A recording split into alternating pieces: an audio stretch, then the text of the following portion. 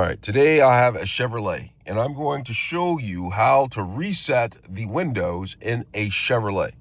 Okay, you're going to come into issues at some point to where you may have changed the battery or you had some electrical problems, issues with your vehicle, which requires you to reset your windows so they can automatically work again.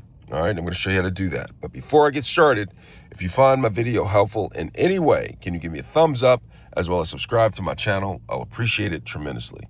All right, so let's get started. So I'm behind the steering wheel of my Chevrolet. And in order to reset the windows, what I'll do is I'll look towards the door panel. And on the door panel, it'll have knobs or switches or buttons for the windows for rolling them down or rolling them up.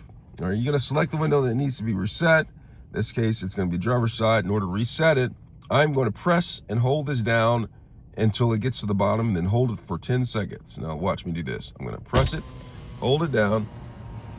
When it goes down, hold it for 10 seconds. 1, 2, 3, 4, 5, 6, 7, 8, 9, and 10.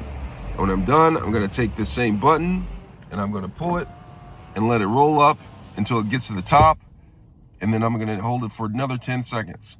1, 2, 3, 4, 5, 6, 7, 8, 9, and 10.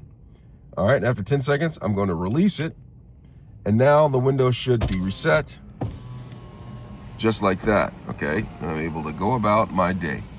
And that is how you reset the windows on a Chevrolet. I hope this video has been helpful. Thanks a lot for watching.